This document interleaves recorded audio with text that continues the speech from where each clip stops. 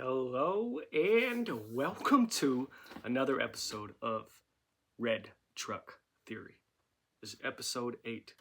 You see, Red Truck Theory is all about our brains recognizing patterns.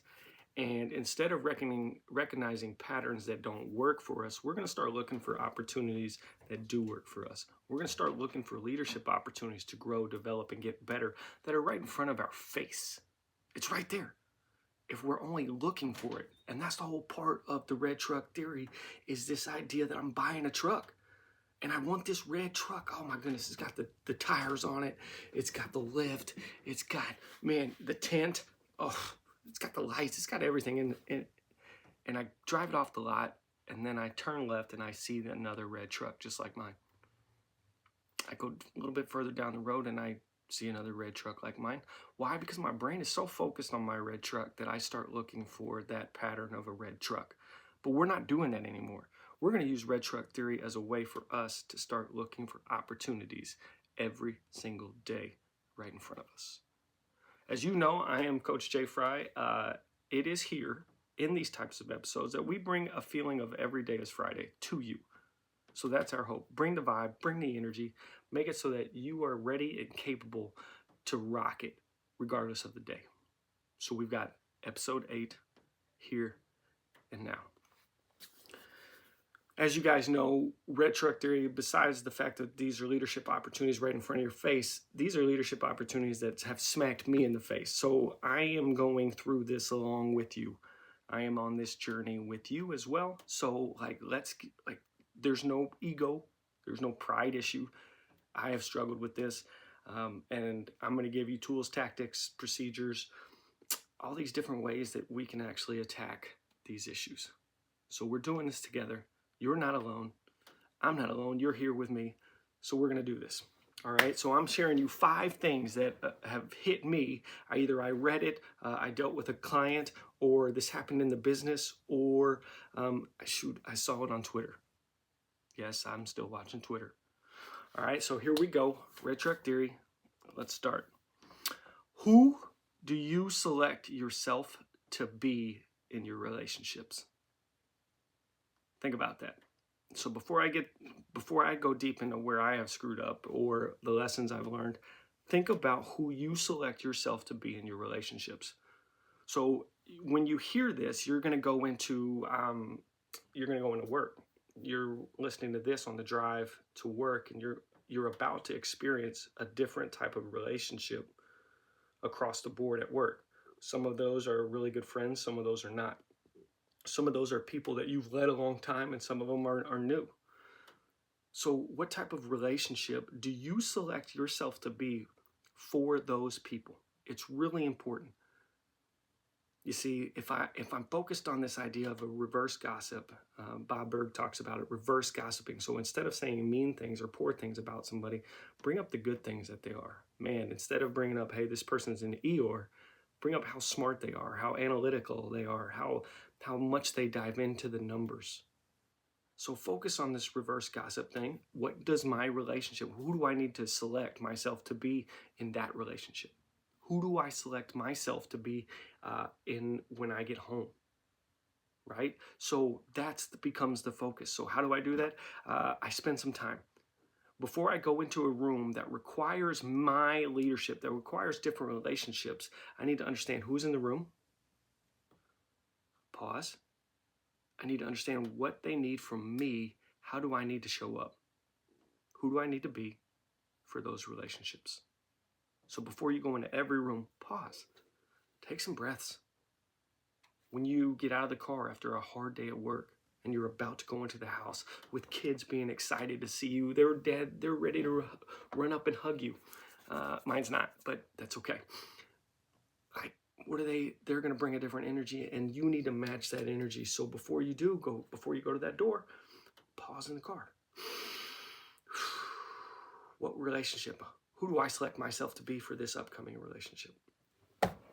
That was number 1. Number 2, seeing only one side is dangerous. I thought about this. Somebody showed me a picture, and it was like Prince Harry, Prince Henry, Prince, one of those guys over there. So it's got a picture, and it's got him showing a finger, and it looks like it's the middle finger, and we all know what the middle finger means, okay? So it's him showing the middle finger, but it was the side pic, right? So it couldn't quite see. And then somebody showed another picture, and it was him doing the peace sign. So it looked from one angle and only one perspective that he's given the middle finger. Oh, I don't like that guy. Why would he do such a vulgar gesture? And then you get the other perspective. Why is this important? Because too often we're leaning on one perspective. We're leaning on one person's thoughts. Hey, I don't like that guy, so you know what? I'm gonna tell you I don't like him, and so therefore that's gonna impact me on not liking that person, on me not doing hard, deliberate, conscious work with that person because Jody said that she doesn't like him, so I don't like him. That's dangerous because now our growth can't happen. Now our team can't function the way that our team needs to function because I lose that perspective. So as a leader, as a parent, as a whatever you're looking at, we are doing ourselves a disservice. We are getting very dangerous by only leaning on one perspective. So do your due diligence. Do your homework. Whatever this is, this thought, this feeling, this attitude, this emotion towards something, do your due diligence and go a little bit deeper. You need to see another perspective. Does that make sense? Are we tracking here today? It's Friday, yo. I got good vibes. I got good energy. I got to make sure I'm not seeing only one side. So when you look at a picture, know that there's another angle. Know that there's another perspective at which we can look at from a different lens and maybe learn something new. Be deliberate about it. This is leadership. This is your opportunity to lead yourself, your family, your team, your company into the next wave. And it's going to require you seeing different perspectives. It's a requirement, non-negotiable. All right. Number one, we had who you select yourself to be in your relationships, making sure we pause in the door before we get there. Then number two was seeing only one side is dangerous. So making sure that we know that that's an issue and that we got to see another perspective. Number three of Red Truck Theory, episode 8. Nobody was there to tell them it was impossible. I saw this video. This was not working with a client, but then I used it to work with a client. This little dude, and I mean like 3 or 4 years old, this little dude staring at a tire. And he's trying to probably be like Dad and flip the tire. He's trying to, like, I gotta get it. Can't get it. He picks it up and grunts and falls down. And he's like, and you can tell I just gotta flip this tire. So he's working and he's angles. Left arm's not as strong, right arm's not as strong. Maybe if I do it together, maybe I drop my leg so I get more hip power. I don't know what a 4-year-old is thinking. And he gets there and he gets like halfway and then drops. He gets it all the way up and then flips it. He did it. Nobody was there to tell him it was impossible. Nobody is actually there to tell you it's impossible if you keep going. Why? Because the work that you're going to do in order to achieve the big-ass goal of yours, in order to achieve your bags, that is going to require a little bit of loneliness, a little bit of time when people aren't around. But when they are around, because they don't share your passion, your goal, your vision, because they don't share that and they don't see that and it's not theirs, they're going to tell you it's impossible. So a lot of your work has to be done behind the scenes, behind closed doors. Drew Hanlon says unseen hours. Behind the doors, the work has to be done. And think about this from a different angle. If a parent was there, would that kid have been able to do it? Seriously. Would that kid have been able to flip that tire? I probably would have told my kid, hey, man, after the 700th attempt, I probably would have been like, we just got to get a little stronger. But that kid was so dead set on making it so that he flipped it. All because here he knew that he wanted to do it and he was going to keep trying. But it's other people that say it's impossible. So do the work when nobody's watching. Put in the effort. Put in the reps. Put in the unseen hours. It's going to take hours. That's why it's not unseen minutes. That's why it's not unseen seconds.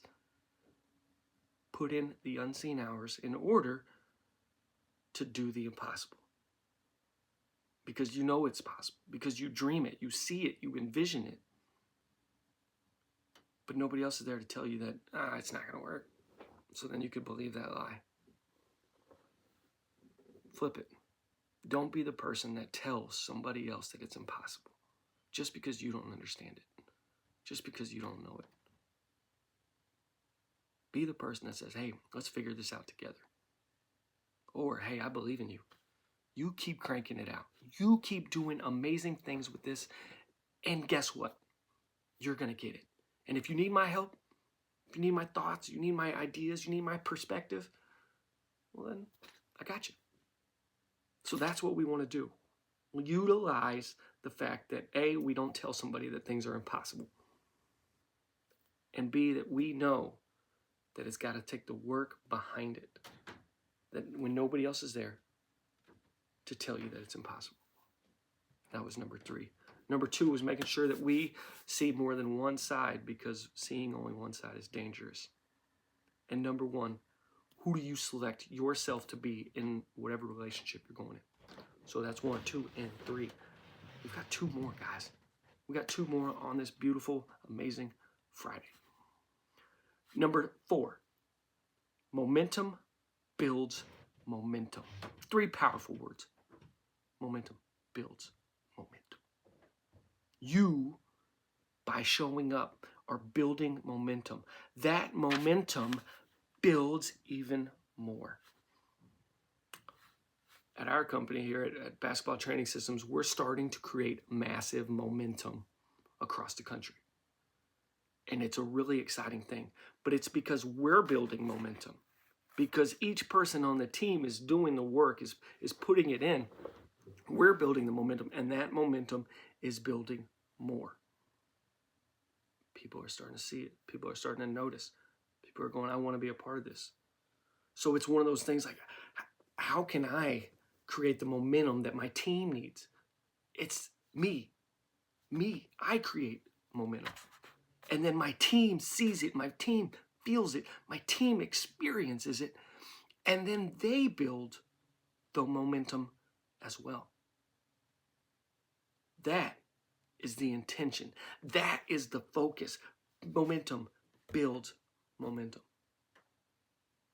How can you create momentum for yourself so that you can build that into momentum for your team?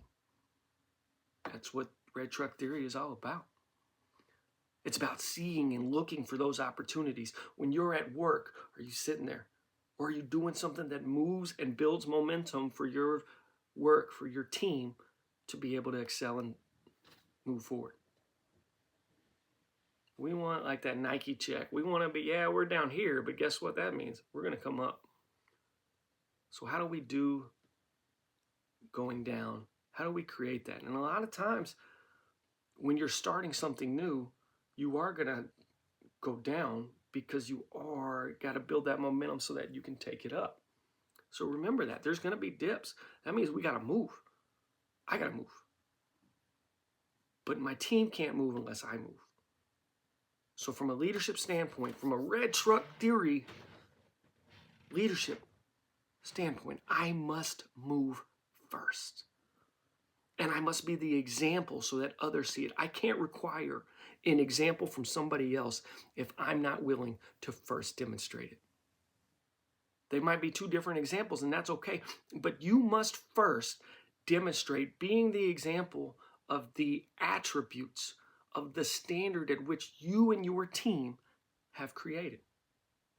You must be that example so that your momentum can build others. That was number 4. Number 3, we had nobody was there to tell you it's impossible. 2 things on that, right? We've got the fact that you're going to have to do it in the unseen hours, right? And the fact that they just are going to tell you it's impossible simply because they don't understand it. And we choose not to be that person to tell somebody that things are impossible. Number 3, or that was number 3, excuse me. Number 2 was seeing only one side is dangerous. So if we only look from this perspective, we can't see what's right that way. So focus. Grab a different lens, grab a different person, grab a different mindset. A different personality. Your team's mindset should be the same, right? Your team's mindset should be, hey, we're looking to attack. We're in the hockey stick, right? We're in the Nike check. We're looking to go up. We all have the same mindset, but we have different personalities. Cool. Seeing one side is dangerous. Number 1 was, who are you selecting yourself to be in those relationships? So we've got 1 through 4 done, knocked out. Throw it in the trash can, bucket. Number 5, stop trading discipline for comfort. Stop. If there's one thing out of all this, that's this one. If there's one thing, one takeaway that you're going to have from listening to Red Truck Theory, episode 8, it's going to be this 5th one. Take the others. You can throw the others in that trash just like you shot. But this one, stop trading it. Stop trading discipline for comfort. Stop trading the reps needed, right? When nobody's watching to tell you it's impossible. Stop trading that time for comfort. Your team sees it. They see that you're only putting in the work when you feel like it. They see it. How does that, go to number 4, how does that build momentum? How are you building momentum and building more momentum if you're trading discipline for comfort? It won't happen. Right now, we've got a ton of teams.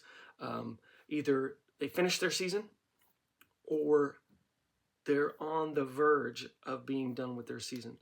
Some teams know, hey, there's no way we're making it to the championship, which means there's no way we're making it to the tournament, which means no way that we have a chance at playoffs, blah, blah, blah, blah, blah. And so they're already going, dude, I can't wait for training. I can't wait to be in the gym and to be back in the grind. You're not grinding now. How in the hell are you going to expect to be grinding when you're not grinding now?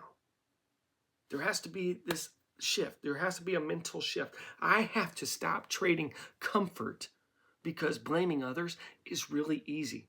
Blaming others is comfortable.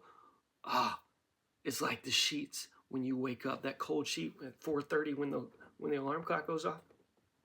Those sheets feel extra good, feel extra cold. Feel nice to rub your feet on side to side, front to back. But that's the comfort level. And I'm trading that comfort. I'm trading that comfort for discipline so I get up. Some of us are trading the discipline for the sake of those covers, for the sake of what's easier. Man, I could just let somebody else do it. I could just delegate it. I don't want to do it. I could just pass it on. I could just blame somebody else. I could blame coach. Coach didn't play me, so then I stopped working. So then coach doesn't play me anymore. So I stopped working even more. I just show up. How is that going to work? You're trading, because I've done this. I've been that player. My sophomore year, I was bummed. I was like, gosh, man, I'm not playing near enough. Coach just likes Joe. Just likes Joe. Not me. He likes whoever puts the ball in the hole.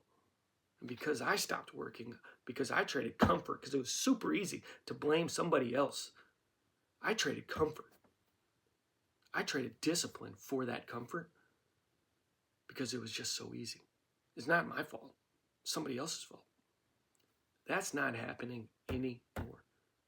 Blaming is comfortable, and we are not going to trade discipline for blaming somebody else for comfort.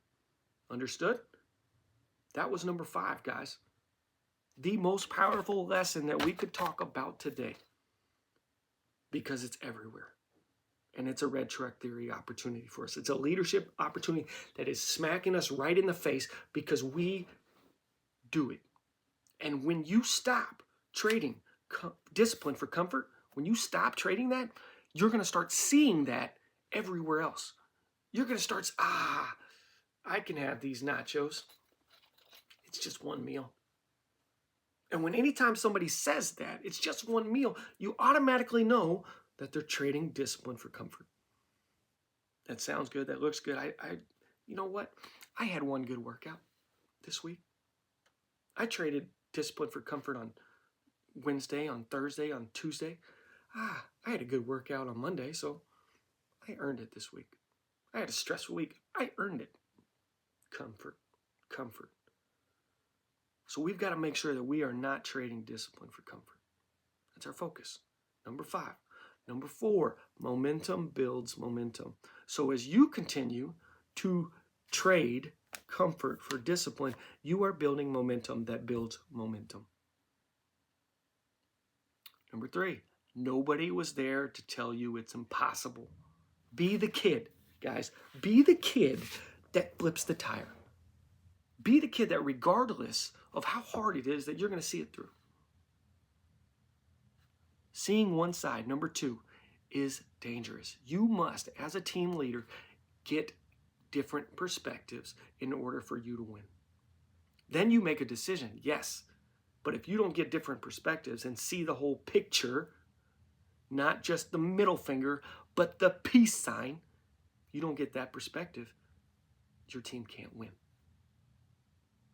And number 1, who do you select yourself to be inside of that relationship? Who do you select yourself to be? Pause at the door. Pause inside the car. If you're about to go into a big meeting, you're about to be on a Zoom call, death by 1,000 meetings, guess what you do? Pause. Gather your breathing. Do even breathing. So even in, even out, do that. But gather yourself. Think about who you are needed to be in this next moment so that you can go and do it. That's the relationship. That's who you need to be. Do I need to be a CEO? I want to be a CEO in 10 years. I need to act like a CEO now. So who do I select myself to be in my relationships? That was 1 through 5, ladies and gentlemen. That was Red Truck Theory number 8. If you made it this far, thank you. We are so pleased. We appreciate it more than you know. As you see, I've got the flag in the background.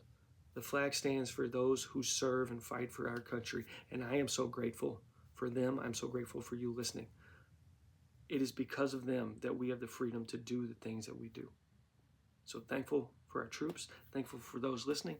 Hit the subscribe button, please. Just it's a really easy thing. Finger touch. You do it all the time with likes, so go ahead and do it with mine.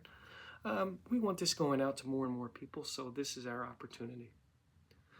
If you have questions, hit it back. Make those comments. We'd like to hear them.